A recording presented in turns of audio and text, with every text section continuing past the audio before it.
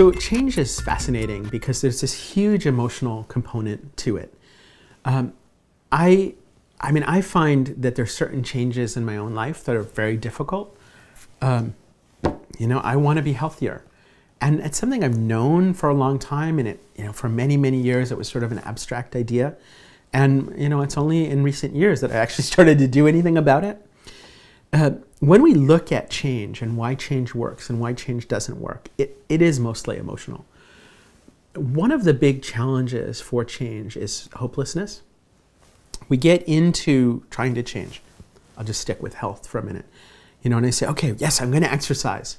And I bought a Nordic track, and it's like, okay, good, I'm going to do this thing. And I go on the Nordic track once, and a few days go by, and I went on the Nordic track again, and then it's like, this isn't the solution. This doesn't work for me. And I start making up all kinds of excuses not to do it. And then the Nordic track was sitting there in my room, for a long time. And every time I looked at it, I felt guilty. And I felt helpless. And I thought, well, I'm never going to be able to do this. I was with a friend who's very fit, in his 50s, and he's like super healthy, and at the time I thought that was a little annoying. And he was asking me about this, and we were flying somewhere, and I think we were in Indonesia. We started talking about it, and I said to him, I know that it's possible to make this change. I see, like, you've done it. I even know what some of the things that I need to do are, but I don't believe that I can do it. I don't believe that it will work for me. I don't believe I can stick with it. That is a feeling of helplessness and hopelessness. What I experienced with that change for myself is I got to a point where I started to feel some hope. And I started to have this sense that, yes, I could do something different.